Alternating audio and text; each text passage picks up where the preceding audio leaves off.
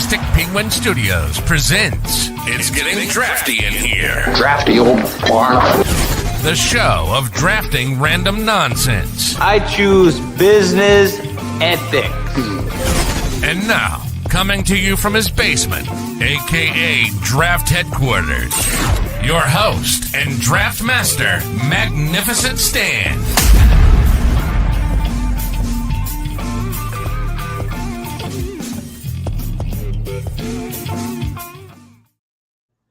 Hello, welcome to another edition of It's Getting Drafty in Here. I am your host, Magnificent Stan. Today is Tuesday, September 23rd, 2025, and I got my wrestling buddies back with me. On the show tonight, we got our buddy Shankster. What's up, buddy? Not too much, man. How you been? Glad to be back. Overworked, overstressed, and ready to draft. Also joining us, we got a couple of two-tree bums with us tonight. Dougie Fresh is back. What's going on, brother? What's going on, dude? Overwork, overstressed, and ready to drink. Yay! But I'm ready for this. It's been a long time coming. Been a hot minute since we've done some wrestling action, so I am ready, baby. You have to be drunk by round 4. That's the rule. No, I'm kidding. Joey P is back with us as well. What's going on, Joey? Hey, what's going on, brothers? Appreciate the invite back. And yeah, I'm going to take over the drinking when Dougie says he's finished. Oh, you might be waiting a while. It's a school night. I ain't drinking, but a Modelo. That's it. Nice. But happy to be here. Let's do this. I just realized I'm drinking a regular Coke and not a Coke Zero. So Whoa. I'm going to go into a diabetic coma halfway through. By round 4. Those of you, I would like to take I think I'm going to take a video or like make a clip of how my body has changed since I started this show to now, because I think I'm about 70 pounds lighter now than I was when I started doing Drafty Pod. So the Coke I'll start adding the weight back. So let's get moving. See, I heard the opposite. I heard the opposite. I heard Coke takes the weight off. Yeah. Oh, okay. I'll just keep going then. No, not the drinking type. No, the other. Oh, that Coke. Okay. But no, dude, you are looking great, my man. I'm just gonna start freebasing all the time. Thank you. But tonight's episode, we're gonna be doing our own personal Mount Rushmore of professional wrestling. No restrictions, no categories, nothing. We're just gonna chat wrestling and who our favorites are. So, Shankster, you won the lottery, so you got the first pick, pal. All right. I think I'm going to go Hogan. I think it has to be. I think he set it up took it to the next level twice, I guess. So, I mean, that's probably what you might think about him. That was the guy who probably got me into wrestling and kept me into it for a while. And then he brought a lot of people back in the late 90s. And it's just, he's one of those guys who non-wrestling fans just know the name. And you can just say the name Hulk Hogan and people are going to know who that is. He's the reason the 4 of us probably are here today talking about wrestling. So no matter what you think, I had it in the back of my head, like I'm not going to mention the personal political ramifications of any of this shit. He delighted me as a child, and I want to continue to remember the good times that we had with Hulk Hogan. Yeah, like you said, as a kid is what probably got us all into it. But like then you look at at least for my age, like in a sense made wrestling cool again in the mid 90s, like where it wasn't just a certain group of people who liked it. Like it came across the board. Change that to put Horace in there. See, I thought we were gonna do Randy Hogan. What was Dave Sullivan? Was that when he was kind of dressed as Hogan too? Was that who that was? But no, but he brought it back, with him and Hall and Nash with the NWO, made it cool again. There he is. For those of you that don't get the Randy Hogan reference, but he was only there to get his ass kicked by Vader. If you guys remember that. Yes, I do. But Shankster, I just want to let you know, the 3 of us, once we found out that you were going to have that first pick, we kind of figured that you were going to take Hogan. This is your one pass. If you double down with Kane in the second round, You're off the show, buddy. Just want to let you know. Second round, Chris Benoit with a. No, I was gonna go With a Hogan, bullet. Kane, Jericho. I mean, is that? I mean, how's that? Jericho's wife. No, not Jericho. Jericho's wife. Okay, Gotta be more yeah, specific. by proxy, we'll say Jericho. But yeah, I was gonna go all Yeah, Mount that's my Rushmore insertion, my wrestlers. friend. Do you guys remember? I don't know if you guys were TNA dorks at any point, but do you guys remember Crimson from TNA? Yes. Do you know Remember he's the Donald name. Trump's? Do you know he's Donald Trump's security detail now? No, I didn't know that. He has been for a long time. Kind of funny. That checks out. That'll be the next pick. That'll be my fourth round. Yeah, right. Mount Rushmore of wrestlers. If all Mega wrestlers wrestlers. was flat, 1-1 AJ Styles. Gotcha. But yeah, no, I mean you can't. I think there's probably about 10 or 12 number one picks in this one that none of us would be bat an eye at. You know, like Hogan's an obvious one, but yeah, I mean that's such a good pick. Good job, Shankster.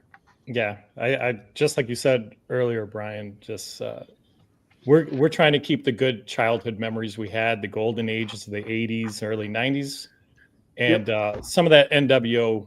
So, oh my God, a whole new fandom, the greatest persona of all time that gravitate folks in different eras, I'd say. So Yeah, that's a great. Yeah, he was able to. Anybody that's able to string a career he had that lasted, I mean, from what 83 to about right after he wrestled The Rock. So was that 02, 03, something like that. Yeah. I mean, it was 20 years of dominance in the business. I mean, he had a couple breaks, but you know.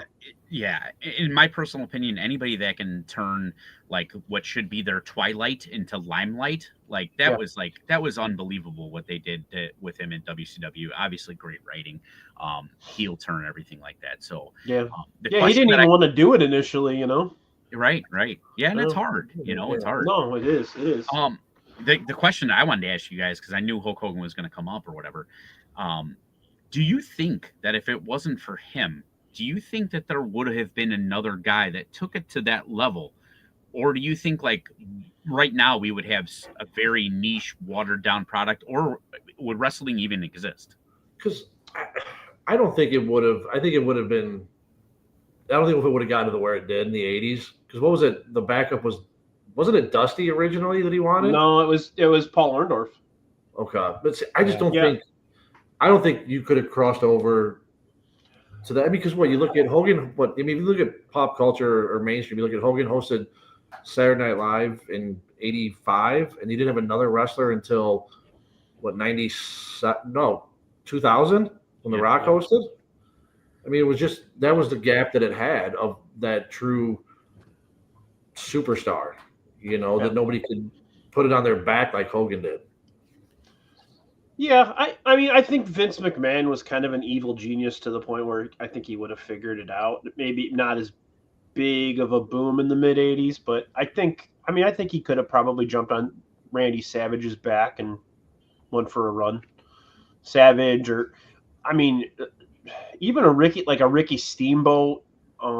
Even though Ricky just kind of floated around different companies over the years, but I think he would have found that one. But yeah, I do agree that definitely wouldn't have had that rock and wrestling boom in the mid 80s. They probably would have coasted on Andre and a couple other guys for a number. I mean, Andre would have been the number one baby face until his body fell apart. Yeah. Not to jump on like anybody's pick here coming up, but without him going heel in '96, do you think that it changes what WWE did with like Austin Rock, that kind of stuff, and changing the way they did it without Hogan going heel? They'd have just kept him as is. You think that would have created the Attitude Era would have been there still? I don't think it would have been as contingent as it was in the '80s on Hogan, but because I think the NWO would have been huge without Hogan. I think they probably would have made Nash the figurehead and added another guy or two. I know that they talked about like Davey Boy Smith and even Sting at one point, but right. I think Luger probably would have joined them, something like that, because he was a WWF guy at that point, coming in. But yeah, I mean, it wouldn't have been as big. Either era for sure. I'm going to contradict myself and say after thinking about it, yes, probably. Yeah, I mean that's just what I was thinking about. Like all those times where like like the business was so close to being done because they just were running out of money and stuff like that. It's like like how sustainable would it have been without all that Hogan money? Hey, WrestleMania 2, like they basically like mortgaged everything to do WrestleMania 2, and it kind of blew up in their faces. So they were lucky to get that 3 was so big because they had their eyes were too big at that point, Right. Yeah. Put the cart before. When you look at like 3, like I think that was before paper. They had the closed circuit, and we went to Rockford to see it. And I mean, you got a place of I don't know what that holds, but like what they had, it was packed there. But like a place of like 5,000 people watching it on video, standing and cheering when he beat Andre.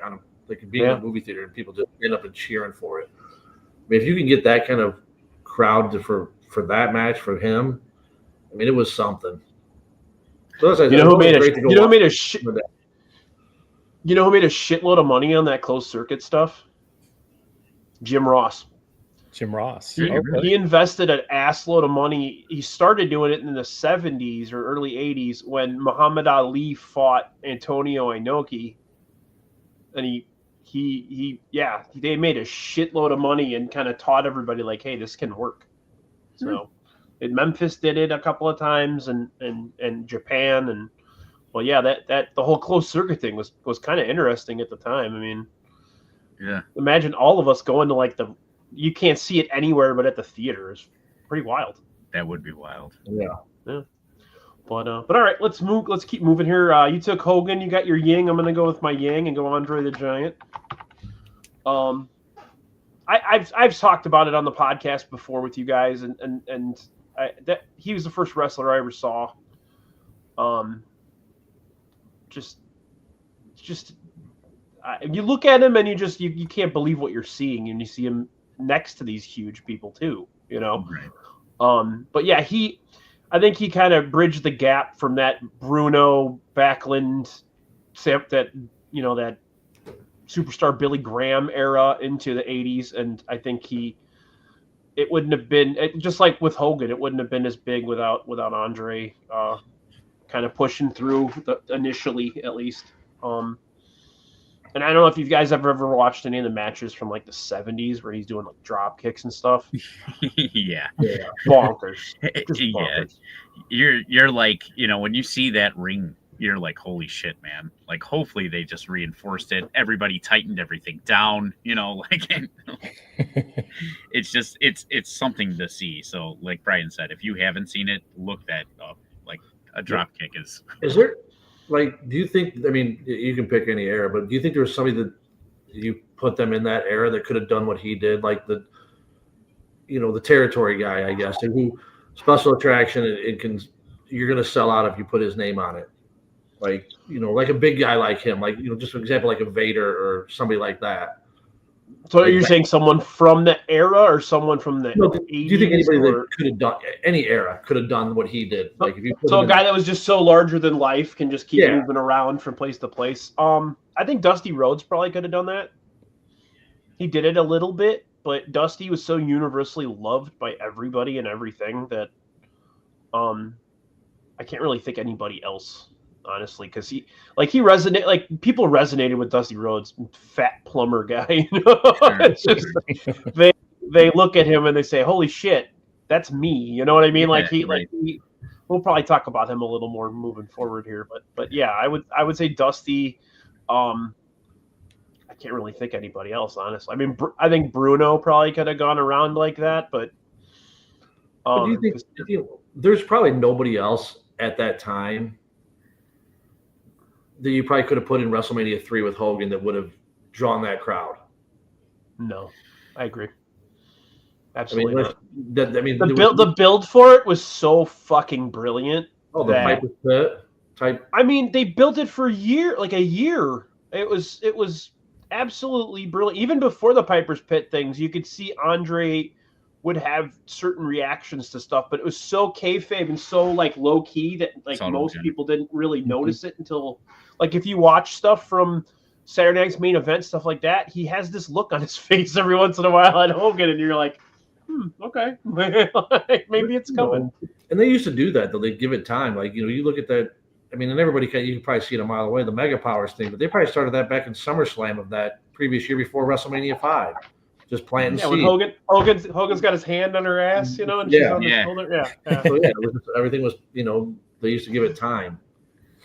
Yeah, having, the big 4 pay-per-views helped a lot too when it came to building storylines like that. When you just had, the Rumble, Mania, Survivor Series, and SummerSlam. And I think that's missing a lot today. The amount of storylines are just rushed from, just 3 weeks. The next 3 to 4 weeks before the next PLE or pay-per-view from AEW these days. I think they try to do it in certain scenarios nowadays, and it just doesn't work because just fucking attention spans, man. Yeah, it's attention span. It's this. Like people just staring all day. Yeah, instant gratification. That's like my old man moment of the day. So, but not only that though. Like when they try to do it nowadays, like the slow play isn't slow play enough. Like it's like it's like right now with Finn Balor and Judgment Day. You know what I'm saying? Like that whole thing with him and Dom or whatever. Like, dude, it's just. Make it happen already. Like he's gonna fucking turn on him. Just go. Like you know what I think's gonna happen? I think he's gonna beat Dom for the AAA title. I think so. Yeah. Yeah. I feel that too. I mean, I don't want it to happen, but that now, but that's what they want. They don't want us to want that. Well, and I also think because of Finn's wife, they want him to be a fixture too in AAA. So right. Back like even with a lot of it was always with Hogan, the long play with it, like the build up with Orndorff before Orndorff turned on him. Same thing with Andre Savage. It was just like they had that. The seeds are planted each week, or something like that with a tag team. Just little things, But the Savage defense, Hogan did have lust in his eyes for Elizabeth. How wild would it have been instead of Andre turning on Hogan, it was Hillbilly Jim. Come on. I don't think they would have sold out and then Andre's in the 6-man with the midgets. Little people. Yeah. I almost drafted Little Tokyo right now, so don't Lord Littlebrook. I was more of a Haiti Kid guy, so I like Dink. Okay, leave Dink out alone. Dink. All right, Joey, let's go number 3. My goodness. Well, when I got number 3, I kind of suspected Hulk obviously won. Andre or another big name, but I was dead set on this name because it's my favorite wrestler of all time. From a popularity standpoint, I have 2 different favorite wrestlers of all time. One being my most popular wrestler of all time, and the second one will remain nameless, hopefully, if he falls to me, is my favorite professional wrestler of all time. So here for my first round pick, I'm going to take Stone Cold Steve Austin. Oh, hell yeah. Goddamn, son, that's a good pick. And that's the bottom line. Most marketable talent in the history of the business, in my opinion. Hogan was very marketable. Stone Cold Steve Austin was the most marketable person in the history of the business. And still, again, we talked earlier before we came on about tag teams. But look at his work with Pillman and the Hollywood Blondes. Oh, so good. It was so good. Or with the Dangerous Alliance. Yeah, there you go, Joey. The Dangerous Alliance. His matches with Steamboat were good. He could go. Yeah, he went with everybody. Him and Dustin had fucking. Yeah. I've spoke about it a million times, and when I start my wrestling podcast at some point, we're gonna have an entire segment every episode dedicated to the early '90s WCW, because that fucking company was sitting on a fucking gold mine, and they couldn't do shit with it because they hired a guy who worked for Pizza Hut to run the damn company. Bill Watts worked. Damn you, Jim Herd. Yeah, and Ole Anderson, just not a bright man. Sorry. Bill Watts. Bill Watts was okay. Bill Watts had old ideas, like the top. Like, how could you not let guys jump off the top rope? What the fuck is wrong with you? Let me push my mediocre kid. Oh yeah, Eric Watts was terrible. Yeah, but yeah, Steve Austin. I mean, and he did half of his gigantic run where he couldn't even work anymore, and he still was the most marketable, biggest talent in the business, and he couldn't even work. Yeah, you cannot go wrong with that. Like, okay, back to what we talked about just a minute ago, like that slow build. Like he went, what, 6 months, 5 months, or whatever it was, with building to that first Bret Hart match of Survivor Series. Yeah. Calling him out and getting And this was after he got his ass kicked by Savio Vega like 3 times. Yeah, Like, yeah. He was King of the Ring, and then, but then it started that build, you know, and still the best promo. I think, you know, 2 of my favorite ones from him were when he's talking to Pillman. He said, "You put an S in front of Hitman, you get my thoughts on him." Yeah, right. And then I think it was the pre-show at 13 when he said that Bret Hart, he goes, "You keep talking about how you keep getting screwed." He's like, "I'm not bringing a condom to the ring, son."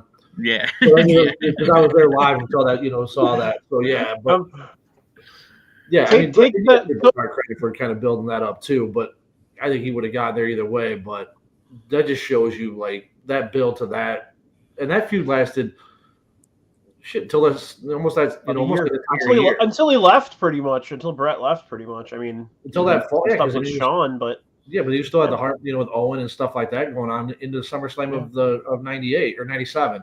So yeah, it went from fall of '96 through the summer of '97. Now, take out the Bret Hart. Do you think if he hadn't had that run with Bret Hart, he would have gotten where he got? Because he was already getting there. Because like yeah, I think he would have. I think that just elevated it more or quicker. I think he would have gotten there. Yeah, for sure. I think it accelerated it.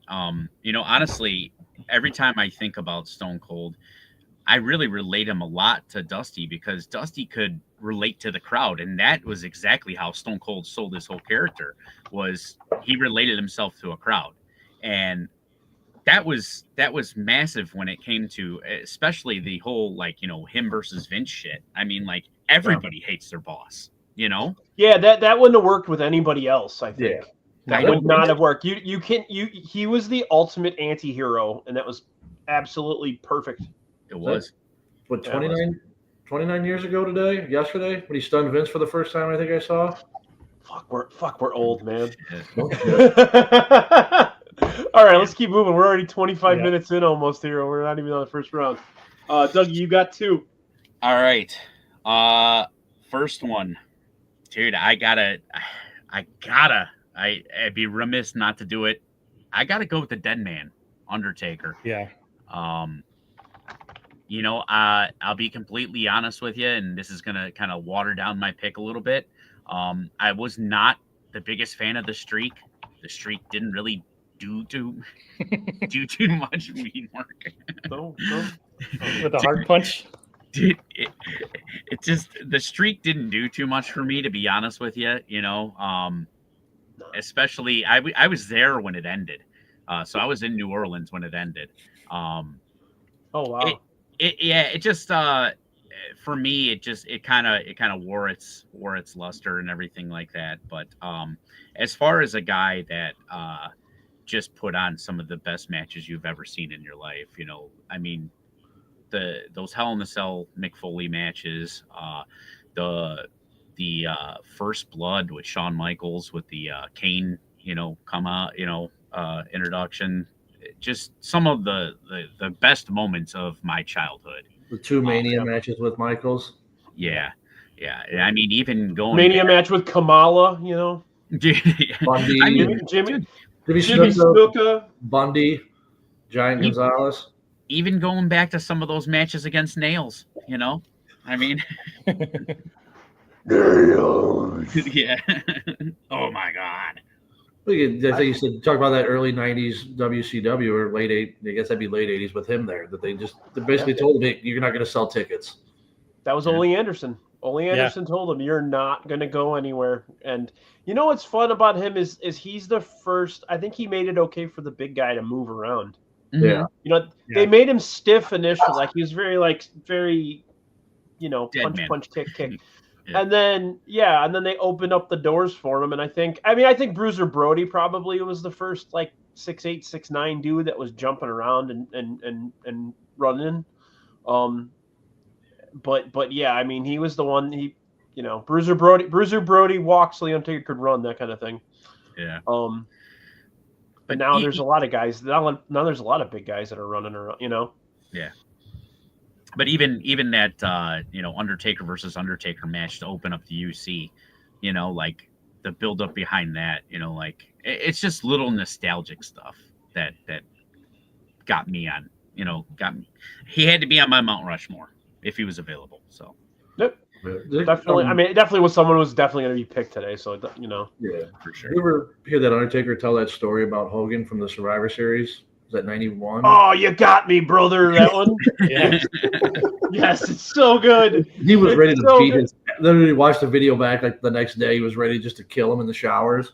So he called him in the showers, ready to just beat his ass. There were a lot of guys that did that with the. Oh, did I break up there? Nope. Coco did that. Coco wanted to fight him. Okay. Yeah, Coco thought he was good. Thought he was a little too heavy with the tombstone and wanted to fist fight him. And he's like, all right. And Coco's like, no, never mind. Yeah.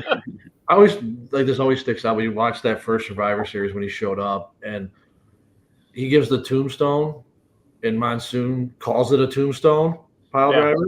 And Roddy Piper's like, what is that? You know, it's like, so you never seen this guy, and then you know his finishing move name. It was just kind of always stuck out. No, that was actually a move beforehand. I'm trying to remember. Yeah. They Someone else. Yes. Okay. Someone else did it in the 70s. I can't remember who. But yeah, that was like a literal move at one point beforehand. So Okay, so I never heard it called the tombstone though. Yeah. That's like I was 44 years old when I put the pieces together that the Hitman's finishing maneuver was the sharpshooter. I never really thought about that. I was today years old when I put that together. Yes, exactly. So, but yeah, it sucks he didn't get to have his like last big moment in the ring. He had his last match as one of those cinematic matches, but it's a nice thing to elevate AJ on his way out.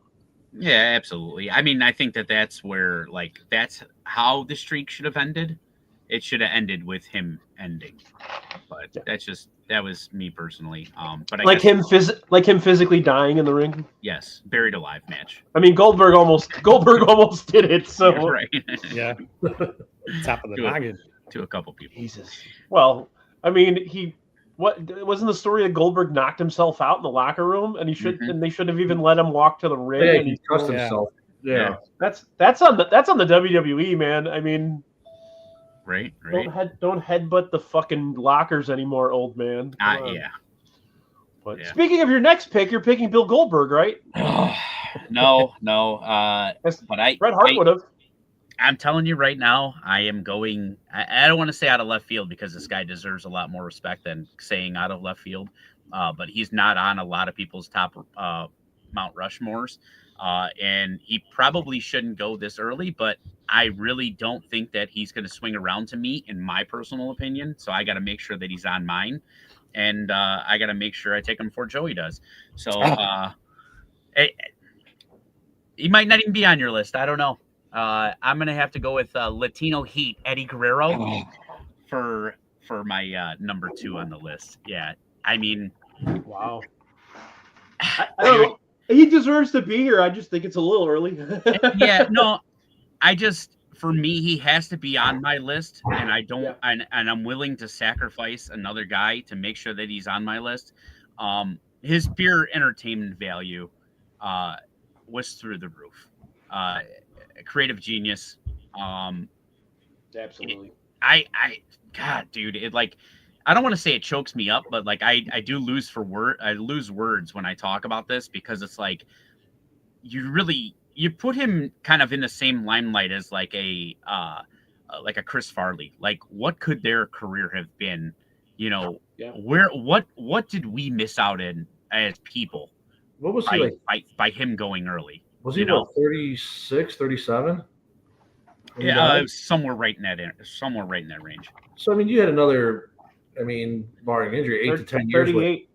Yeah, 38. Yeah, another 7, 8 years with him, probably at least. I mean, with all the painkillers and shit, his body was probably about 50 at that point. But sure, yeah. But yeah. I'm not even thinking about. I'm thinking about the grand scheme of things too. After wrestling, the writing that guy could have done, and even if it wasn't the writing, the valet stuff that he could have done. Could you imagine him on commentary? I mean, dude, like that. Those are the things that I think about, like that we're missing out on as wrestling fans. Because yes, we I'm sure we missed out on plenty of other good matches, but the after effect that like. God damn it, Jack. I mean, but he, I agree with you 100%. Like, that's a phenomenal pick. He was on my list, and but what could have been Shankster? Like you said, I mean, he could have walked his legitimate son, Dirty Dom, down the aisle. You mentioned that, like him in AAA with this whole Ray and the Ray. That'd be so good, man. So, should we even talk about this? If you ever watch the documentaries, it really, like, Chris Benoit's brain broke when Eddie Guerrero died. Like, just broke. I mean, it's a good. Yeah. I think it just delayed the inevitable, unfortunately. Yeah, I think I don't set it up. It might not have been that severe though. Yeah, but the CTE was already. No. Yeah, I understand that, but like maybe it wasn't as crazy. Yeah. Maybe it's just an individual incident. Maybe it's just himself. I think it's the saddest part of the whole thing is he cleaned himself up and figured everything out, and then he died. That was the hardest part about Eddie Guerrero for me. Like, he worked really hard to get back because he lost everything, and he worked his ass off to get back, and he got back, and then. But you kind of look at, like, I guess Vince was always a size guy for champions, and like Eddie was kind of. Sean wasn't. Sean and Brett, I guess, weren't like previous, but like you look at a smaller guy like Eddie that 7, 8 years before that wouldn't even been thought of in that title picture. But then he was like how much Vince loved him. Mm-hmm. Yeah. Well, and him and even Benoit too were just those guys got big fast. Like Eddie was huge the last like couple of years. Like he went from being like probably about 210 in his WCW days. He was probably about 240, between 240 and maybe even like 260. Like he was fucking put together,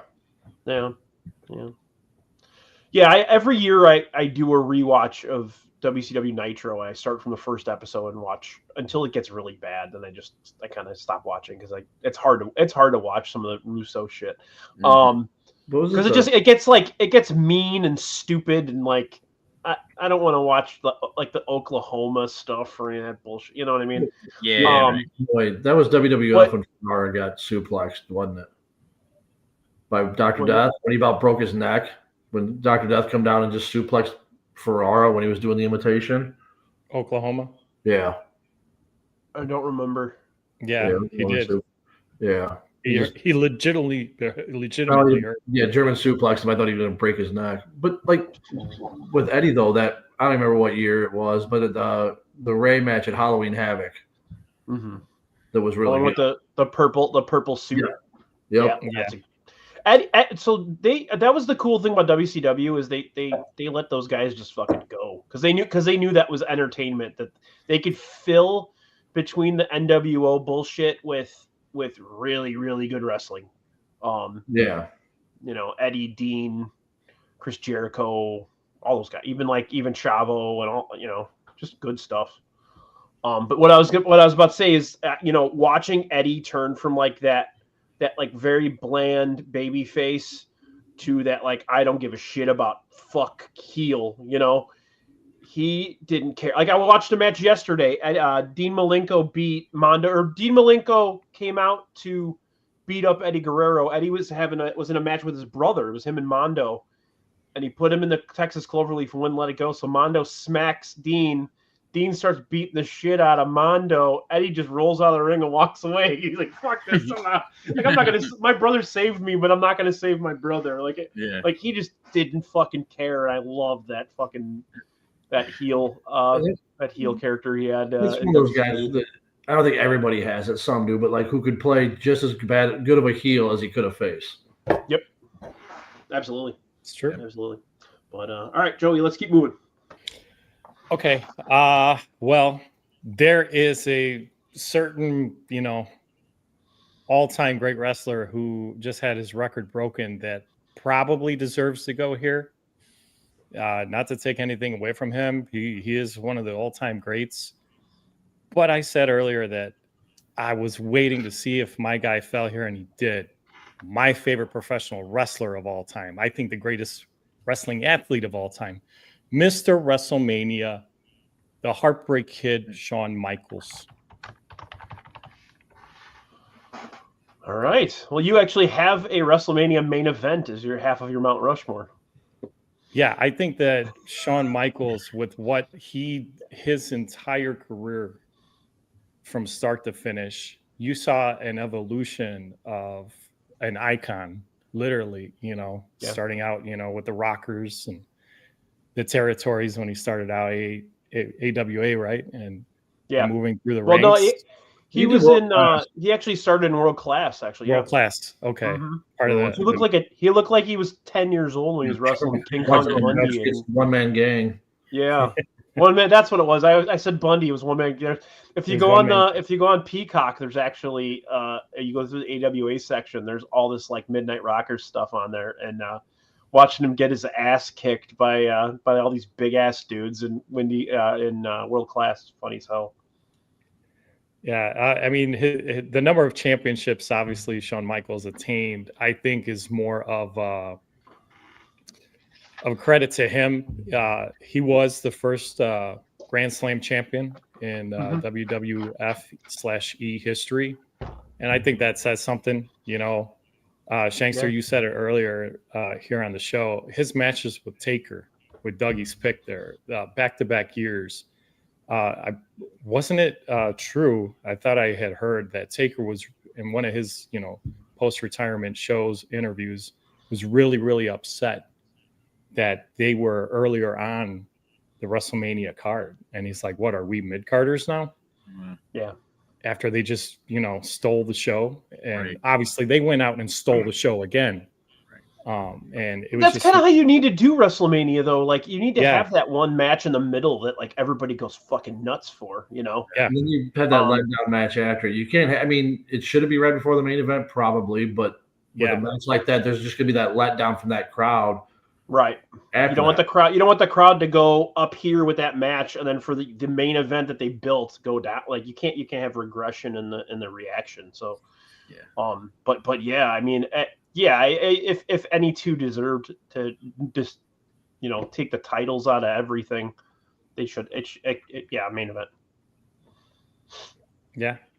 So, like the Emperor said, sorry, go ahead.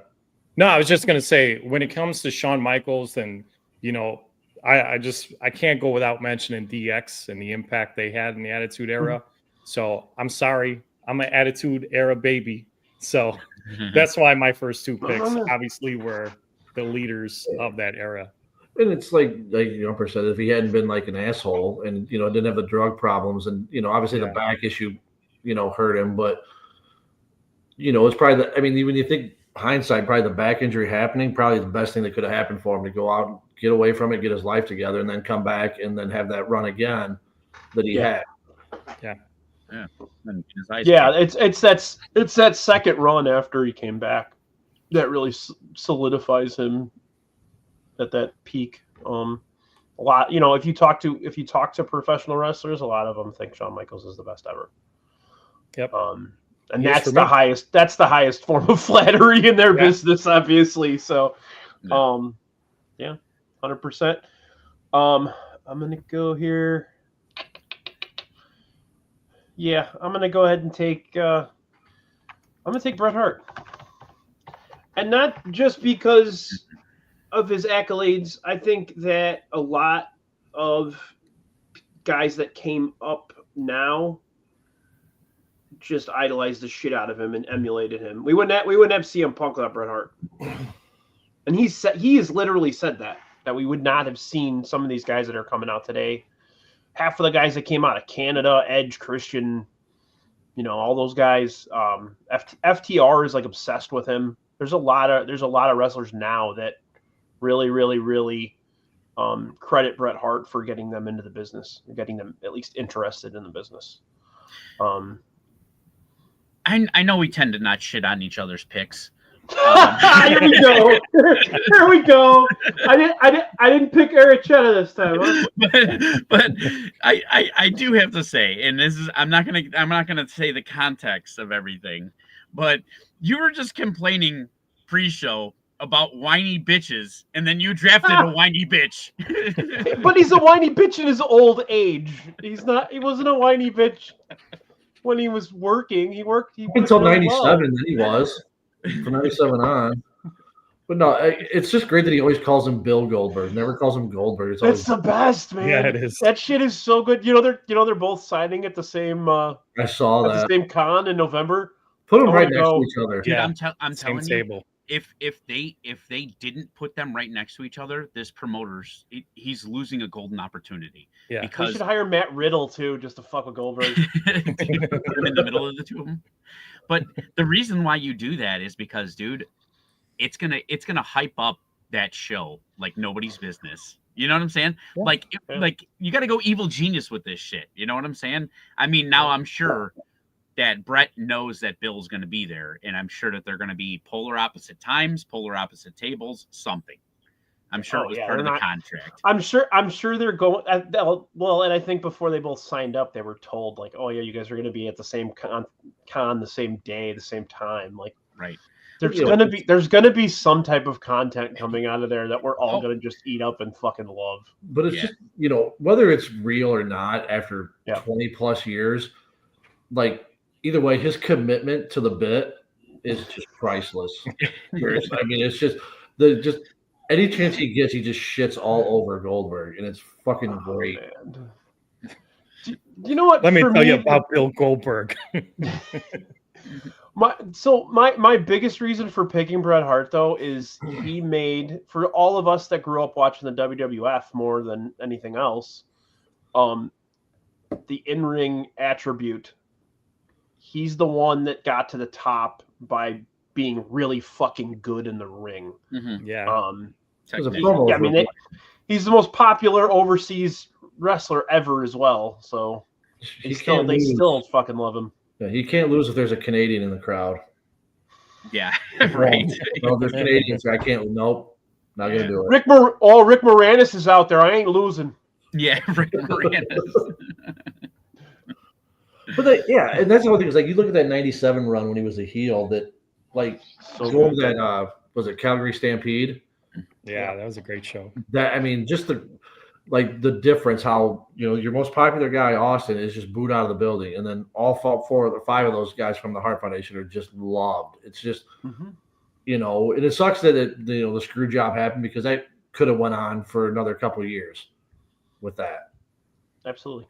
If he hadn't left, him and Sean would have had the best. And obviously the whole screw job wouldn't have happened.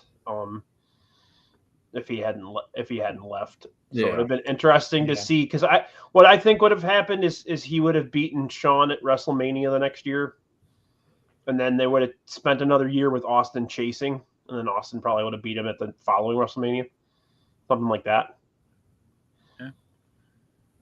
Yeah, it would have delayed Austin's, ascension. Yeah, that could have hurt him too in the long run. Not only Austin but the company as a whole. That's the only one thing that I do wonder about is if Bret stayed would be how much more he would be like in creative's office. Like, I don't like this, he was already starting to get to that point, I think they probably would have given him a role in creative at that point. Possibly, yeah, but then also, it could have been a thing to where, he turns into like Kevin Nash in his later years, you know, like doesn't want to lose and doesn't want to look bad or, you know, shit like that. And that could get really bad, you know. I don't know. 100%. No, you're absolutely right. Yeah, creative control is one of the worst things that ever happened in the business. Absolutely. Very true. You can have a wrestler be a booker. Yeah. Yeah.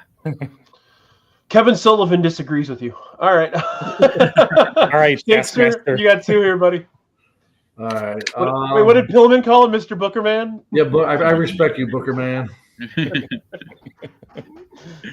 But when was that before or after he grabbed Bobby Heenan? And Heenan said, "Fuck on." Get the fuck away from me! Yeah,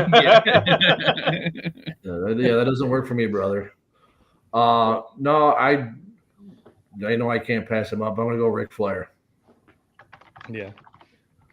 I think anybody just eyeballing the first 2 rounds of this draft, you're like, Shankster fucking boat raced everybody. I'll still lose. I'll still lose the vote. No, but like, you know, I don't think I really watched WCW or even had it until early 90s, but still knew who Ric Flair was. Like, you know, when guys would come in, even like, you know, a guy like Harley Race came into WWF, I had no clue who he was. I didn't know anything about him before, like what he did before he came in. You know, Dusty, I think I may have heard the name.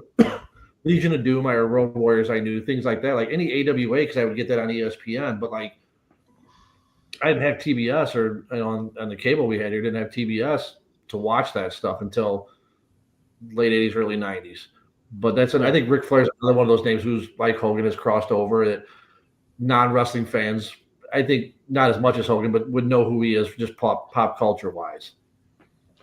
Well, and you see the guys that were really popular in the NWA in the 80s, Harley Race, Dusty Rhodes, they went to the WWF, got an ass load of money to basically be caricatures of what they were. Yeah. You know? Yeah. Ric Flair got in there and they gave him the belt. Yeah. So I think that just shows you how much they respected him and how marketable and how much it worked.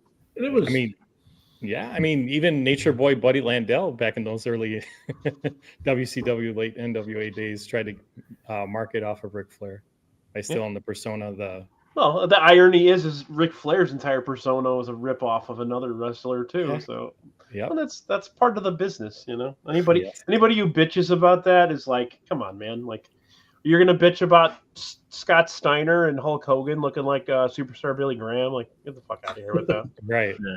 You know, you go back, like even, I mean, I think he got, and maybe they just didn't put him up with the right guys, but Flair never had like great matches in WWF at either run.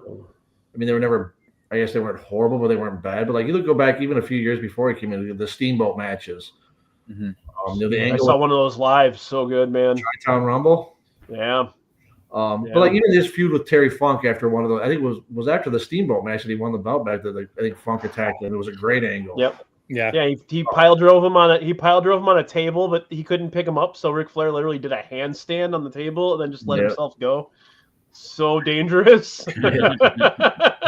Yeah, I mean, it was just again that constant that was always just, and you know, entertaining as hell, you know, fun to watch. You know, look at, I mean, even go later years in TNA with the Black Machismo, or no, sorry, not Jay Lethal. Yeah. And that that's what it's called. Yeah, but well, yeah. There you go. But that was just like, I mean, it's so good. But like I said, Flair was just that constant, you know, through the 80s and even, you know, through mid 2000s. He was just there, and he was still always never kind of, I guess, never really a mid-carder, you know. But you know, and look, and like you said, go back to Joey's pick with Michaels. I mean, that was one of Flair's best matches of his last 10 years of his career. That's 20 years. Yeah. And you think about like how he was, you know, look at the last Nitro, how far he'd fallen because of WCW, that he wouldn't even take his shirt off, that he was that insecure. Even wrestling McMahon, you hear those stories about him wrestling Vince at the Royal Rumble. As Vince getting his confidence back, and then wrestling Taker at WrestleMania that year. Got to help him get his confidence back. Oh, when you're 60 years old, it's kind of hard to have confidence with your shirt off, right? I'm 44. I won't take it off. Yeah, I know. I don't mind showing a nip or two. Now, my favorite Flair match is him and Vader. That's like the perfect little guy versus big guy match, and if you haven't seen it before, I think it was a Starrcade, I think. Outstanding. Like they destroyed each other. That was a stiff ass match too. Starrcade? Yeah, I think it was Starrcade. That's right. The year he came back, right? It was the year he came back, and he put his career on the line against Vader for the title and beat him. It's so up and down and awesome, and the punishment Flair gets and the selling he's the king of selling. Yeah. Yeah. Just the walk and then the fall is always right. Great. There's always thing you can count on that. You can count on getting whipped to the turnbuckle and doing the up and over, and then going to the top and then getting body slammed off the but like I said, again, you look at. I mean, and again, I could be wrong on this, but like when you look at like a faction of guys like with the Four Horsemen, like being a big part of that with those guys, and I think it's you put Wyndham, Ole, Tully, and Arn together. It's not the same thing without Flair. Yeah. Flair elevated that group. 100%. 100%. They basically created factions in wrestling. So yeah. You got to give them credit for that. But all right, dude, you got another one here. All right. Shorter career, but I think still had an impact. I'm gonna go The Rock.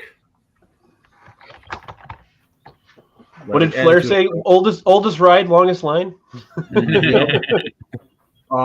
no, like you watch, from just what he did from his Survivor Series debut when he was just, and just being turned on almost immediately by WrestleMania 5 months later, where people just, die Rocky die chant, and then to come out as The Rock and just reinvent himself into that, and built a $1 billion career off of it now, and just entertaining as hell, always was. It was, the promos were great. It was just like nothing you really hadn't seen before. And I don't know, it was always entertaining. Yeah, 100%. It was funny how he so quickly went from like Pineapple Head Rocky Maivia to like badass The Rock, Yeah. If they hadn't let Austin basically just be himself, do you think they would have given The Rock that much room to create himself into a superstar? Probably not. Question. Yeah, probably not. I don't think so. I always thought about that. I mean, like he was good in the ring. He was big. He looked great. He looked like $1 million. I mean, from the minute he came in. Mm-hmm. And then he got his pecs redone, and everything was even better. Yeah. You guys remember that he wore like the jumpsuit for like a year because he got his pecs and his calves done. That was during the Mankind feud, wasn't it? Yeah. Yep. Yeah. Halftime Heat. Yeah, Halftime Heat. That was a show. And that, his match with Foley, the I Quit match with Foley, the Hogan match. Yeah. That Hogan match is a classic. Mm-hmm. It is. If you want to look at storytelling in wrestling, if you're trying to teach someone that's like perfect. So, Yumper, we don't mention Paul Roma with the Four Horsemen, by the way. That didn't exist. Paul Roma was part of the Young Stallions, not the Four Horsemen.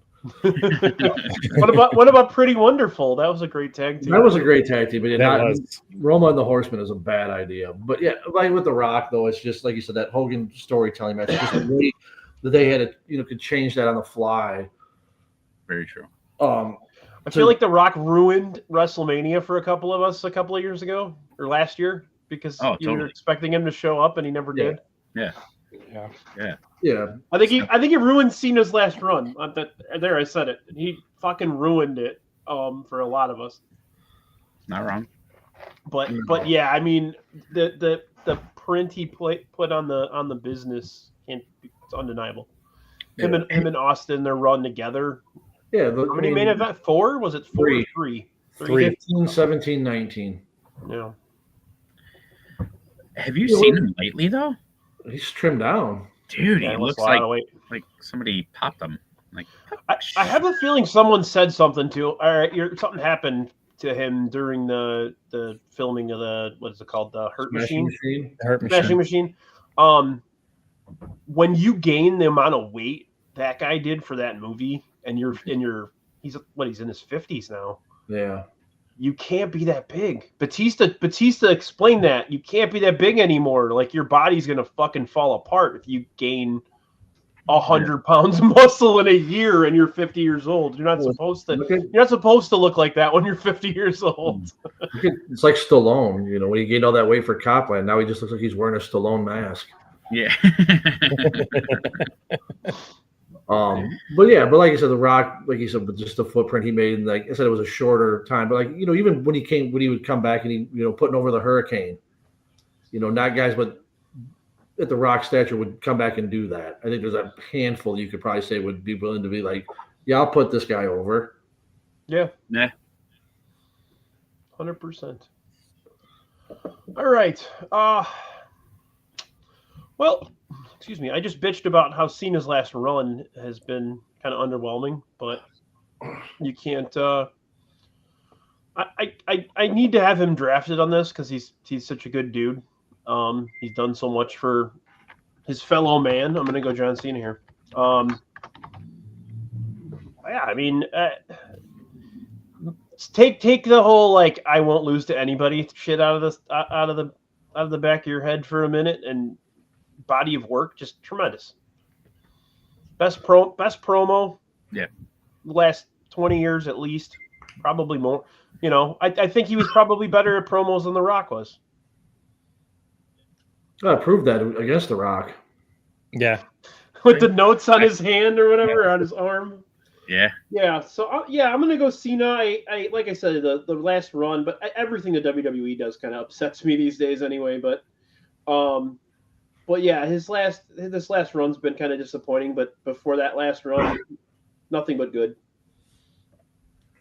Yeah, just some of those feuds that he had, like with like JBL, with Edge, with Orton, just all of them were good, you know. And it's the match with Umaga where he tore the fucking ring out, when he tore the turnbuckle off and wrapped it around his neck. So good, so good. Yeah. Yeah, and you watch John Cena, you were entertained. Yeah. So with 3 moves. Yumper, there's a lot of people that like Vince McMahon and whatever. It is what it is. Yeah. I mean, they had to be very strategic, right? And we waited years for somebody to break Ric Flair's record. Yeah. I think as far as a showman, always putting company first and loyal, Cena, he proved to be that guy year over year over year. Absolutely. Obviously, I was more of a fan early on of the Doctor of Thugonomics. Hell yeah, with the big lock and all that shit. Yeah, he'd come out with like wherever he was at with like the retro jerseys, like the Mitchell Ness jerseys. Yep. I still love that AWA House of Loyalty and Respect shirt. It's so good. Yeah, that's a great shirt that they made. But yeah, John Cena definitely deserves to be on here. And if he was gonna fall either to me in the 4th round, he was gonna be in my 4th head carved in rock. I think a lot of people are going to look at our board afterwards and be like, why the hell did Brian only draft 3 guys? I got it out. All right, Joey, what do you got next? All right. I really hate to do this, but he's in my top 5 of all time. And I'm probably going early on it. But I'm going with the Olympic gold medalist Kurt Angle right here. I knew you were going to draft him at some point. I just didn't know when. I don't disagree here. He's the greatest in-ring talent in the history of the business. Yeah, I mean, cross promotion, he's won every heavyweight or major championship from every promotion he's been in. And, you know, just to see him get his career late on, you know, he started his career later on in life. So, yeah. And to see where he came from, where he started, starting out at ECW, right?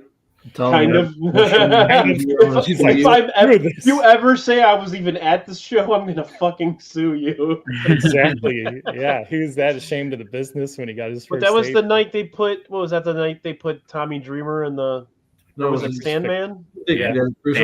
Crucified him. Yeah. Yeah. I was not there for that, Dougie. I know you're probably wondering if I was. I was not there for that match. You weren't there. Okay. I was at the other ECW matches though when they came to visit.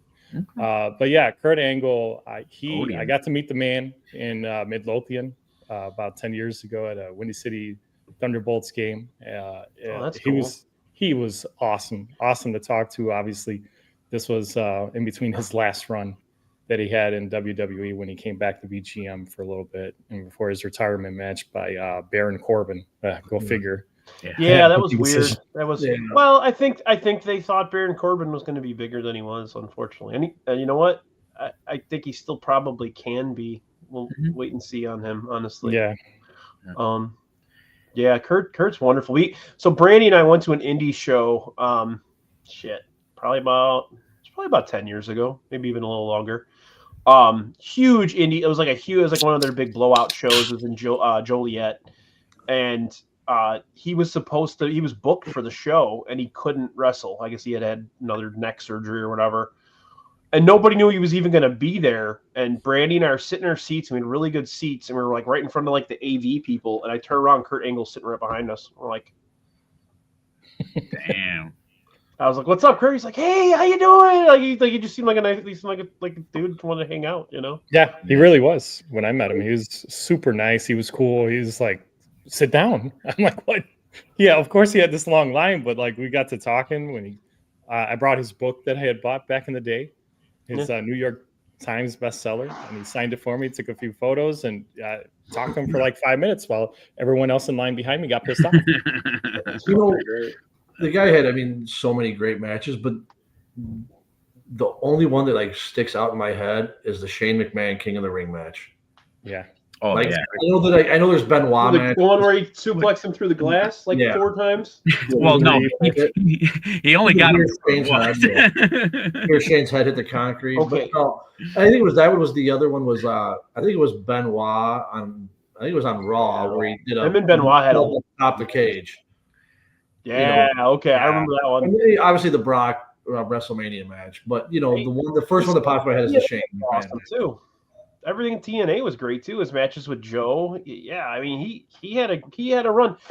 One thing that I wanted to ask the three of you is if Kurt Angle hadn't left the WWE and hadn't had the drug problem that he did that forced him to leave the WWE, does he make it in the first round of this draft? He spent more time in TNA than he did WWE, right? I'm sorry? He spent more time in TNA, right? He did. Yeah, it was comparable, but yeah, he was there for a bit longer. I think first round might be pushing it. I could definitely see an early second round. Absolutely. Yeah. Okay. I think I actually, if a couple more WWE title runs, I think I might have considered him for the first round because that's how much I loved him too. So yeah. Like, not a shot at like for me, if I had that fourth spot, like I'd have taken him probably if he'd have stuck around longer at WWE, probably would have put him in that Guerrero spot. Sure. Yeah. Sure. Absolutely. Dude, did you guys know, like, little crazy fact about him? He won a gold medal with a broken freaking neck. Did you guys know that? First time hearing of this. Okay. Have you ever watched the match, the gold medal match? Yes, absolutely. I have. Yeah, he dominated that dude. That guy was whining that he should have won. I'm like, no, bro. I like amateur wrestling a little bit here and there. And yeah, he dominated that guy. He took him down. So, Yumper, I'm gonna draft Blacktop Bully, not Repo Man or Mr. Hole in One. Blacktop Bully. It's Blacktop Bully or go fuck yourself. If you're doing Blacktop Bully, just don't blade in the back of a semi truck, okay? Yeah, all right. Flatbed or whatever that was. All right, Dougie, we got 2 here. All right. First one that I gotta go with. Gotta do it again, man. I gotta go with somebody that meant a lot to me in my childhood. So I've got to go with Macho Man Randy Savage. Damn it, Dougie. Definitely my next pick. Yep. Yeah. He, I got to pivot. As I believe I told the story on the show before about how Macho Man Randy Savage got me drinks on a plane before. Did I tell that story on here or no? I don't remember. I don't think so. I don't remember you telling me this. I can't remember if I did or not. Well, tell me the story. Yeah. So there you Macho go. Man. Love it. Lovely. Yeah. So I got Yeah, drinks the entire flight on Macho Man Randy Savage. It was awesome. Did you just like shit talk Hogan and he wanted to buy you drinks? No. It's actually it's actually quite sadder than that. So I'm on the phone with my dad, and my dad calls me the day that Macho Man Randy Savage dies. And as I'm hanging up the phone, the stewardess is coming by, and she's like, "Sir," she's like, "you have to hang up your phone." She goes, "We're you got to put it in airplane mode." I'm like, "Okay." I'm like, "No problem." I'm like, "All right, Dad." I'm like, "I'm sorry." I'm like, I'm like, "That's crazy." I'm like, "What happened?" And she goes, "He had a heart." I'm like, "He had a heart attack, hit a tree, and died." And he goes, "Yep." I'm like, "Okay." I'm like, "I'll talk to you when I get off the flight. I love you. Bye." And I hang up with my dad. And so I think nothing of it. Stewardess comes by or whatever and everything like that, and I'm getting ready to order a drink. And so I go to order the drink, and she goes, "No, on me." And I'm like, "Oh, okay." I'm like, "Thank you," And I'm like, she was just kind of snooty with me about getting off my phone, but now she's like, "Cool." And I'm like, "Okay." I'm like, "This is weird."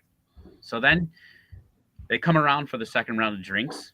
I go to order another one. She's like, "No, I got this one." I'm like, "Okay." I'm like, "Second one."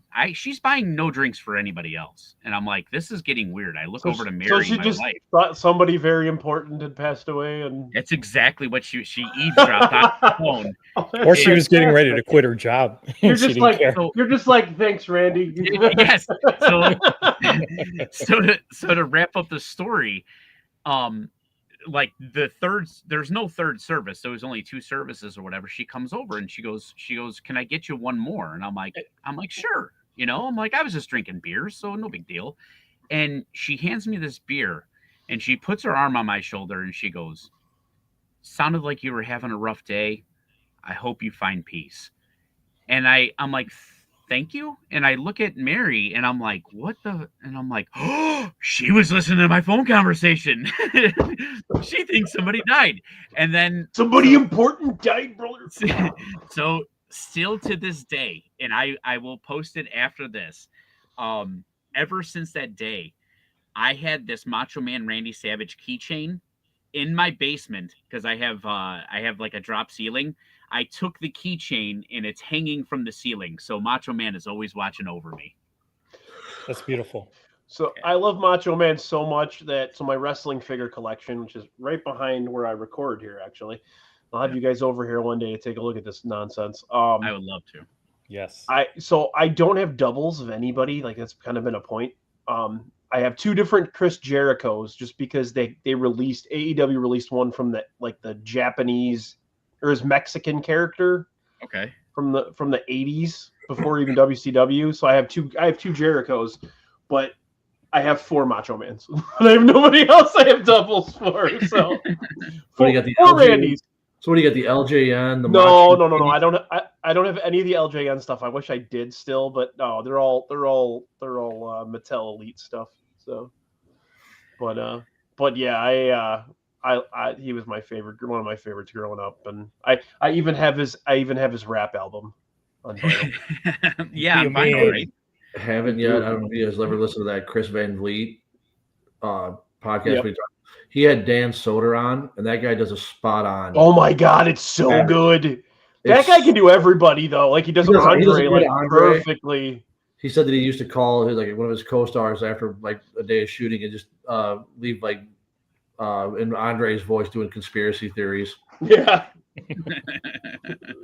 Yeah, he does the best What? Yeah. I would love to have him and what's the guy? The guy Sasso? from TV. Yeah, him and Sasso. I just want him and Sasso to do some prank calls one night to you guys. Jesse Ventura, Will Sasso's Ventura is gold. His Ric Flair is really good too. His Dynamite Kid and Davey Boy Smith telling that story. Yes, that one's great. Give us a dog. We miss a dog. We love a dog. Bobby Heenan, give us a dog back. So good. Matilda. All right, Dougie, what do you got here? All right. I am going to next. I got to go with another one, same era. I got to go Ultimate Warrior. Ultimate Warrior was one of my favorites. I was more of an Ultimate Warrior guy than I ever was a Hulk Hogan guy. Yeah, I know that says a lot. So you're a Christian, not an Edge. Yeah, right. Exactly. Yep. And yeah, so it hurt me in a way to find out like how he was later on. Backstage and everything like that. That really. Shit. I'm sorry. A piece of shit. Yeah, right. Exactly. Yeah, he was very poopy. Yeah, he was an asshole. He was an asshole. But I mean, just the energy from steroids and everything else that was pumping in his veins or whatever. I like as a kid, some of that shit that he used to do, some of the matches that he used to put on, like he when I was a little kid, I believed he was really like superhuman, like just a fucking weirdo. Like they did a good job of presenting that for sure. Yeah. Obviously not a great worker, but if you want to watch Warrior matches, watch his Rick Rude match. I think it was Rude and Savage, 100%. Both of those, both of those runs. The Stir Slam cage match with Rude was really good. Cage match was phenomenal. Absolutely. Rick Rude was capable of making everybody look like $1 million. That guy was just fucking aces. Absolutely. Not another guy who apparently wasn't as nice a guy on the road as you'd like, but I was never a huge Warrior guy, but I was like, I didn't have a problem with him, and I found out like, oh, he's a fucking douchebag. Okay. Yeah, like the whole asking for more money before the main events and shit like that. Like Sergeant Slaughter wanted to break his arm. Sergeant Slaughter literally told Hogan, "Let's go break this fucking guy's arm." Yeah, and Hogan's like, "No, that's not how we make money, man." Right. We kind of need him for the money. Right. You ever see the clip of Vince McMahon trying to talk the Warrior into doing an apology video for a kid that he yelled at the airport? Yes. Yep. That's like you watch it and you're like, this guy's terrible. Yeah. Oh my God, guys, the Ultimate Warrior's terrible. Never meet your heroes. Yeah. That's the whole thing, man. That's what's growing up as a wrestling fan. That's what it's like. Never meet any of your fucking heroes. I never want to meet Modelo Man. Then, if that's the case. Yeah. Yeah. Hopefully, I never meet Tom Waits. But all right, Joey, you're up next. The good thing is I don't have to worry about meeting any of Mount Rushmore because most of them are dead already. So, well, you have a dead man, and then you have 3 dead guys. 3 dead guys, yeah. Joey P is the only one that has a fully alive group of wrestlers. Yeah, not on my shirt, of course. R.I.P. Love. No, me neither. Me neither. I know. Well, you think I'm going to vote for Dougie? Yeah, right. I mean, you're kind of. I was going to wear my Eddie shirt tonight too. That'd have been funny. It would have been. My last pick. I know I'm very 90s here, 2000s. So I think I got to have a guy that started in the 80s too, like Sean and Steve. I got to go with the Stinger. Okay. I need the Stinger to round me out here. I was thinking El Santo, but I mean, El Santo, as great as he was in Mexico, we talked about him on another Drafty Pod. El Santo did over 60 movies and was just that whole persona of Mexico to this day. But yeah, Sting for me growing up was, I mean, he was NWA, for me growing up when I had the chance to watch it on, TBS or whatever other channel I used to be able to get my hands on to watch NWA. That's obviously Surfer Sting was that for me, and he made me looking forward to it made me look forward to watching those shows so that I can watch him try to chase Ric Flair for that world heavyweight title until he finally did it at the Great American Bash. It was just that was so exciting about NWA back then before they went over to WCW, and then even his matches with Vader were amazing. So his stuff with Muda was fucking awesome too. But Muda elevated everybody. Like Muda made everybody look great. He's like Rick Rude. Like that guy just sold everything, and you never saw him before. But yeah, Sting was the first big dude that was flying around. Yeah, he had that like ever since, and not since like, and I'm gonna like talk about old time wrestling. Like Bobo Brazil was the first bigger guy that was flying around a little bit, and you didn't really see it again until Sting. Mm-hmm. Yeah. Yeah. And he wrestled for 40 years, I mean, he had his fairy tale ending, and I mean, we wish he didn't get hurt by freaking Seth Rollins. Yeah. Well, I'm sorry. It was gonna happen to him probably at some point if he kept wrestling. You're gonna take a bad bump. I just think it's funny that you guys took the bums took the Blade Runners, Yeah. Right next to each other.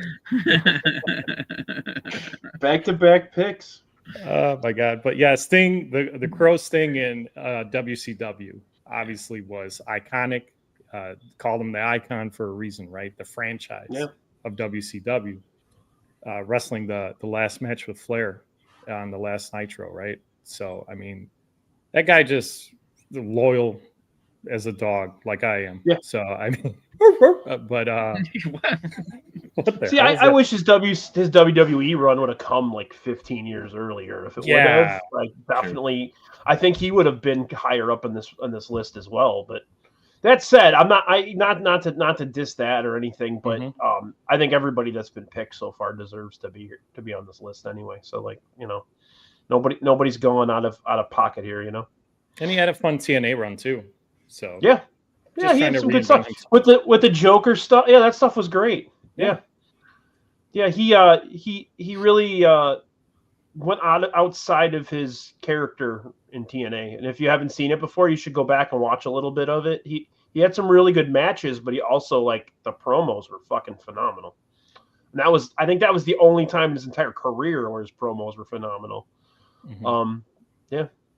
And then obviously the Crow stuff in the 90s, and yeah, he had a wonderful body of work. So when we were talking about Andre, I did mention Dusty Rhodes as a guy who probably could have gone from territory to territory.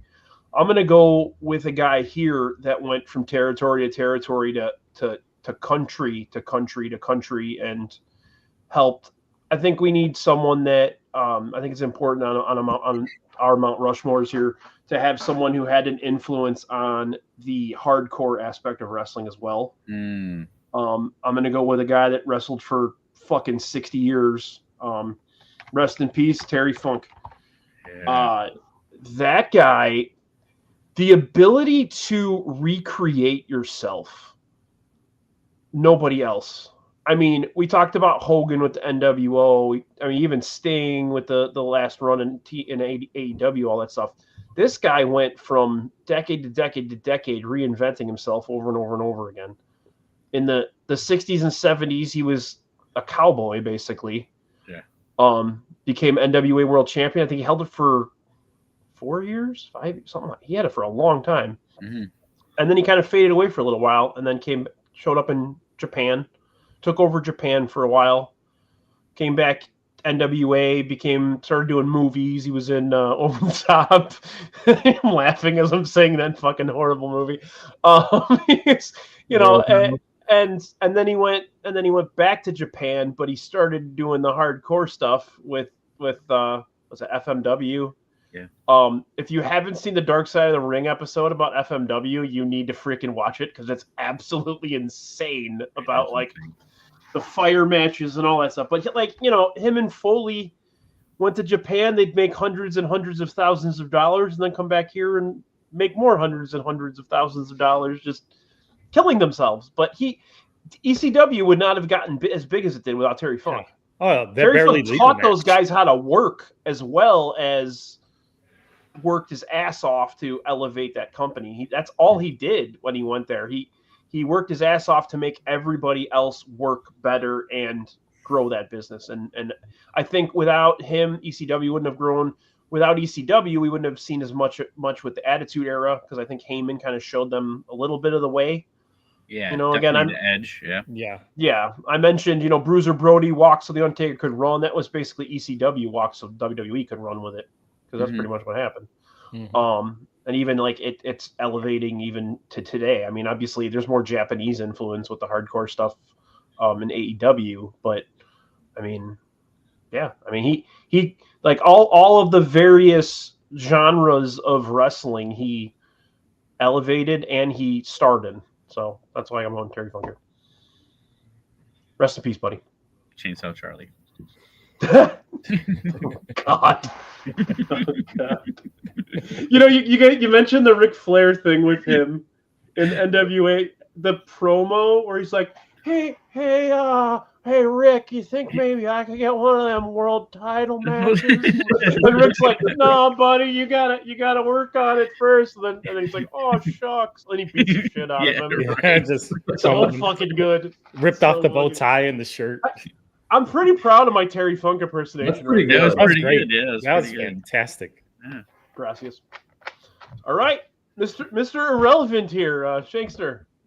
I would debate it on this going more modern or going back, but I kind of think like every hero, for every Batman you need your Joker, Superman likes Luthor. I think what helped Hogan was Roddy Piper. Ooh, good one. Yeah. That just, you needed that. I mean, not the cool heel, the one that everybody hated. And that was a guy who was hated back there in the 80s. And even then, and then when it was flipped, that everybody loved when it was flipped in WCW, when he was, Piper was the face, Hogan was the heel. You had it flipped. That was a good run too. I just actually finished my Nitro rewatch. I just finished the Piper stuff, and the stuff with his little kid coming to the ring with him to retire basically, and then Hogan's like convincing him not to retire so he could wrestle one more time, and then he had a run with Flair, and he had some good times there. It was just like I said, it helped elevate. You needed that. Even though he never took a pin from Hogan back in the 80s, but you still needed that guy that could be the antagonist, for Hogan. Yeah. I mean, who's the only guy that pinned Piper was what? Bret Hart. Yeah. Yeah, that's true. The only guy ever beat him clean. Yep. Yeah. I love Piper, man. I regretted he had a book tour and he was at the Borders by my house, and I was gonna go, but then I just kind of didn't end up going, and then he died like a couple weeks later. I'm like, God damn it, I should have fucking gone. But yeah, he was. I love They Live. I love a lot of Roddy Piper stuff, and actually, I have more than one Roddy Piper action figure now that I think about it. But it's only because I have a John Nada action figure, which is the character he played in They Live. So, but yeah, it's sad he never really got a run with the strap, but he never needed it. Yeah, this is a guy who didn't need it. No. Just like he was like the Undertaker. He never needed a world title. Like that's fucking nonsense. The pop he used to get too when he turned full babyface, like in the early 90s. Yeah, you had his Bret Hart. Well, even the 80s with the Adrian Adonis stuff. Yeah, I think after that moment, you could not have turned him heel again, because that's how big of a babyface he had gotten. Like that'd be like turning Dusty Rhodes into a heel, and you're just like, ugh. And I know he did that with the NWO stuff towards this end with WCW, but one of those guys that I don't think he would have worked as a heel anymore after that. That's the thing with Piper is just you don't change anything, you just change the opponent. You don't take away what made him as a heel. You just change the opponent now. Sure. Mm-hmm. Sure. Well, boys, this is a good draft. This looks good. Dougie? No, I was just gonna say there's a few more names that love the throw out. I feel like we could have gone a 5th round and carved a new Rock. Yeah. But, Oh, we could have gone 100 rounds. Yeah. I've got a list of the top 1,000. No, I'm kidding. One question I had for you guys, and we talked about it a couple of days ago. If we did like a jobber Mount Rushmore, why don't each of us just pick one? Sure. Okay. Real quick. Shankster, you will go first. So my brother. You just had one to pick. Yeah. All right. My brother reminded me of this. I'll tell the story. I'll make it quick. But I'm gonna go Lanny Poffo. That he'd wrestle first or second match of the show, and then at least in Rockford, he'd be out like in the concourse. He'd sign his frisbees and stuff like that. Throwing the frisbees out. Yep. Yeah, and there was a guy who was waiting for his autograph, and he's like, "Man, you really got your butt kicked out there. That was pretty pathetic." As he's like signing his autograph. Have you ever seen the clip of him getting his ass kicked in the backstage at an indie show? No. So apparently he got upset with the guy he wrestled, and he ran in the back. He's like, and Lanny Poffo talks like this, and he's like, hey motherfucker, get right back here, and he just starts smacking the guy, and the guy puts him in a key lock and just fucking like almost breaks his arm, and Honky Tonk Man's there, and he's running and grabbing him and trying to pull him off.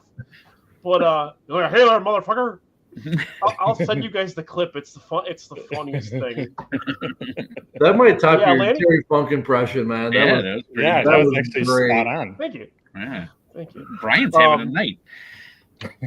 Yeah, he beat Hulk Hogan. Lanny Poffo. Yeah, it's DQ count out. Yeah, via count out. Yeah. So that's Him and Arn Anderson are the only guys that ever beat Hogan on real TV, on regular TV. And Lex that was Luger. like a joke that I think McMahon made, that he could sell out a show with the Genius and Hogan on top. Yeah. Hey there, motherfucker. Okay.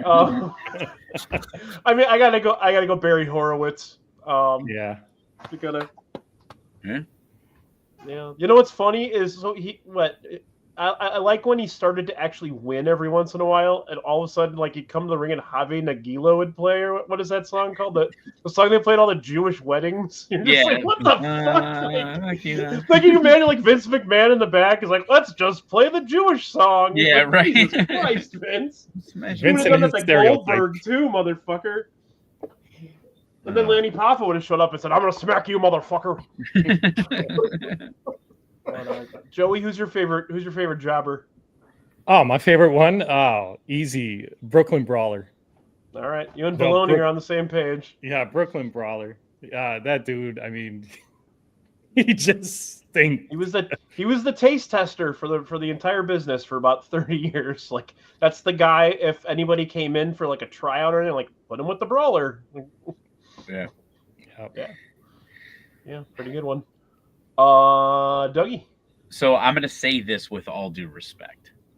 So this, but my favorite jobber of all time was Spike Dudley. Yeah. Spike Dudley. Perfect underdog. Yeah, he was such an underdog. I mean, he did have his shining moments and everything like that, but you want to talk about a guy that wouldn't turn down anything, would do anything, would get launched into the atmosphere if you asked him to. Yeah. That is what a jobber. He's crazy. Yeah, he is crazy, but he was an English teacher.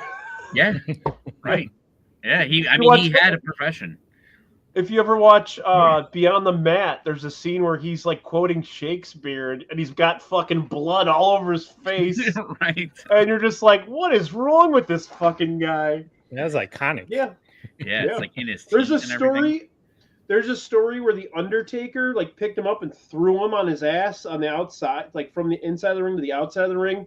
And I guess he got mad at the Undertaker for not throwing him hard enough, and he yelled at the Undertaker after. Yeah, I highly suggest go watching Maven's channel. I don't know if you guys have watched any of Maven's stuff.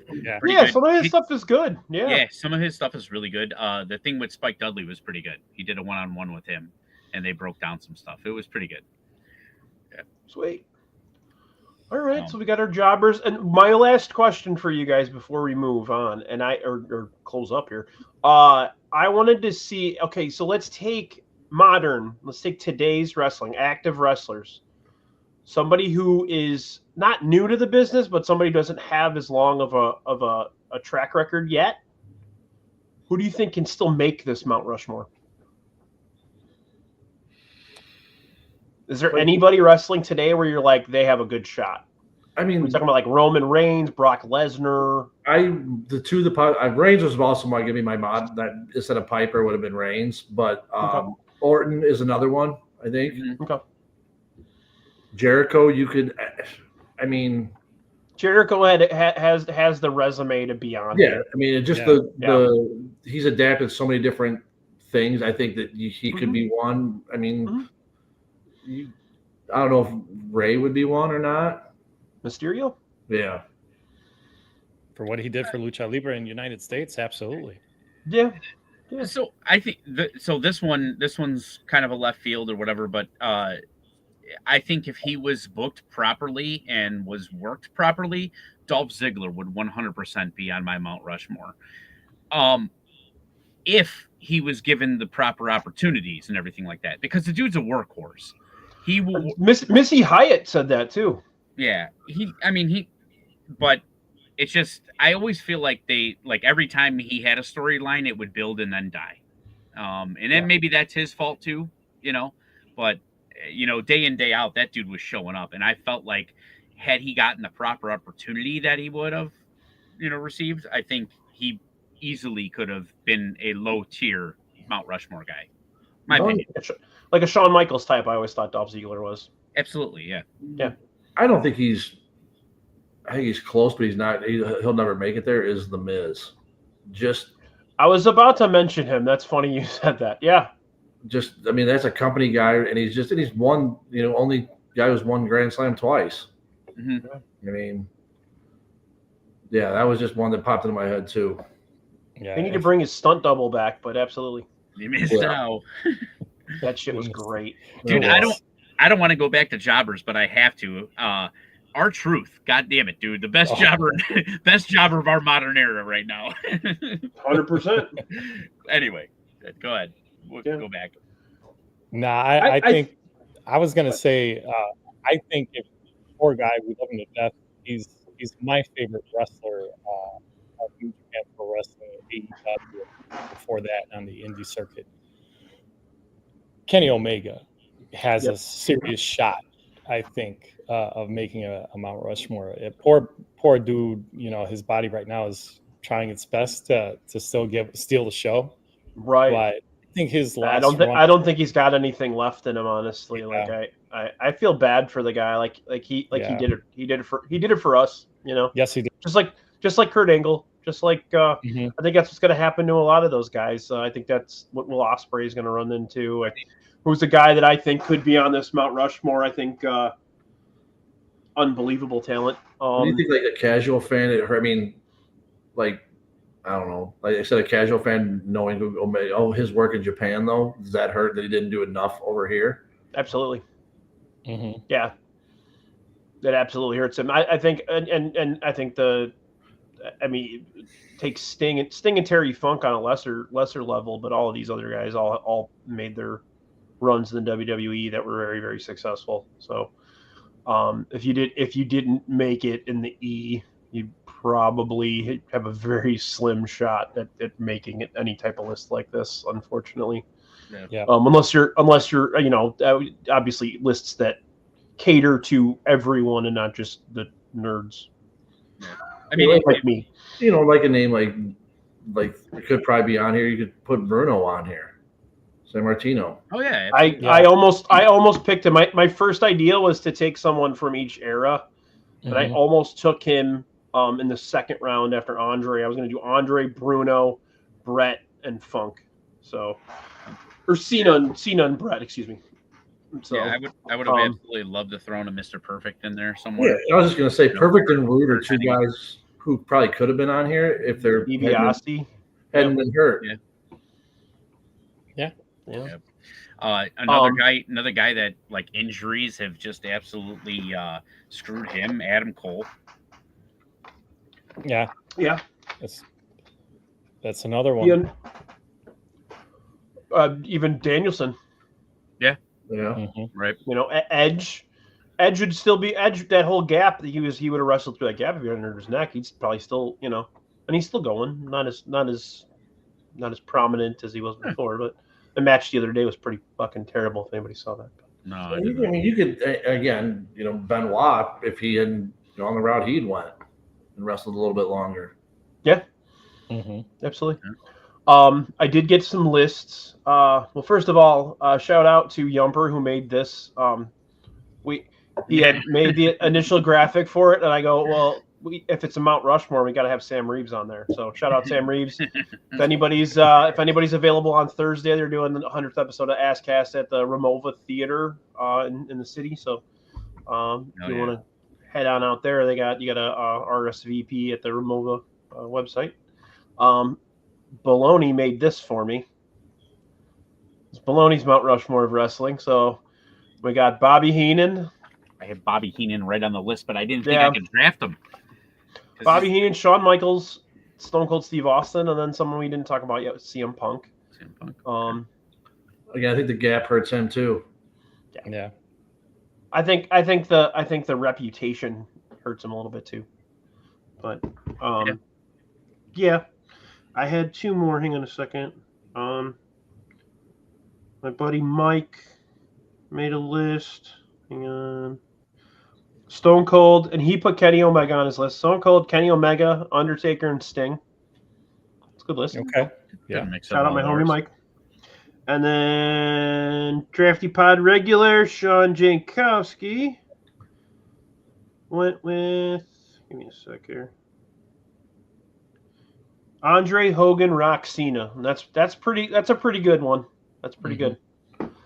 So we already discussed all of them, so we don't have to go too in depth on it. Bobby Heenan's an interesting pick. I think Bobby Heenan made wrestling kind of like my dad and I used to watch wrestling when I was a kid, and I feel like Bobby Heenan and Gorilla Monsoon, the way they fed off each other, was why my dad watched. Yeah. Dude, you absolutely nailed it on the head. That's exactly the same aspect that I think was with my dad. Like he just absolutely loved that banter. Will you stop? Yeah. Yeah. Because dude, my dad was a huge Three Stooges guy. Yeah. So it was just it's like. And Bobby Heenan sold like Ric Flair too. Oh yeah. Ric Flair, the Adrian Adonis cell. Yeah.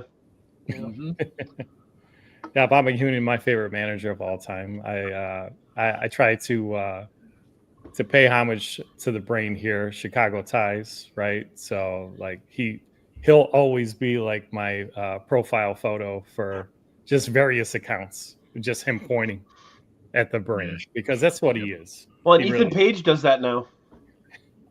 Kind of. No, he does that. He does this. That guy, I still think is going to be a superstar. Wait and see.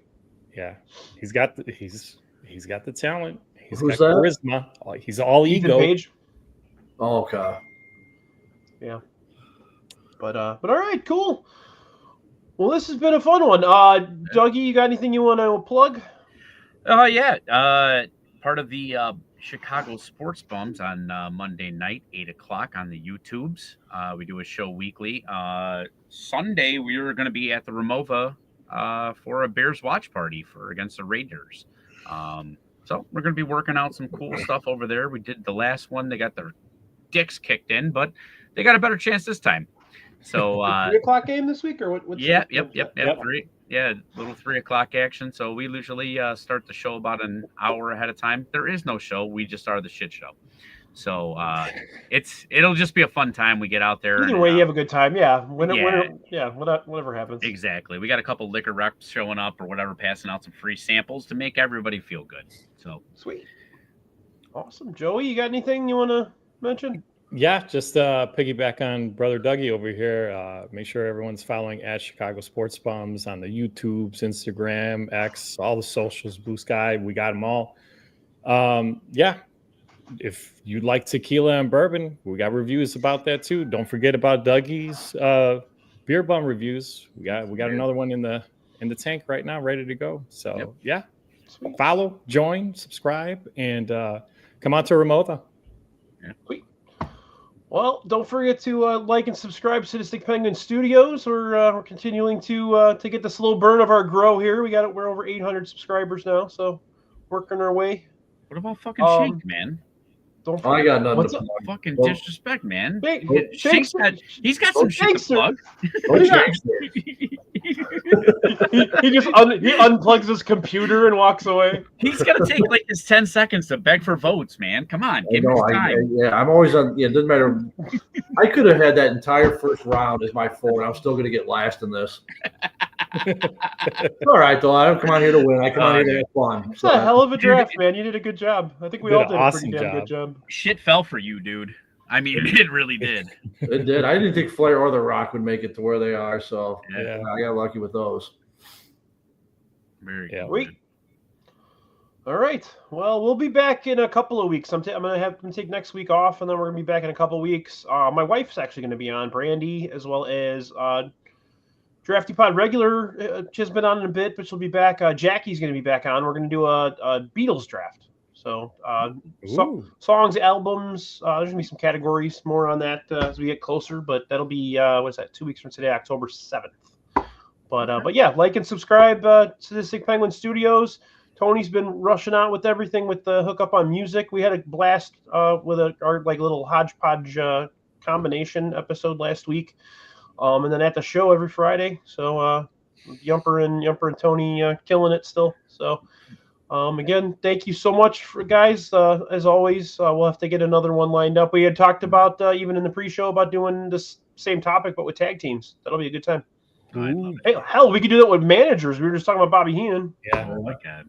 You know, but all right. Thanks a lot, guys. Thanks everybody in the chat. Baloney, Sean, and Mike. Thanks for your lists.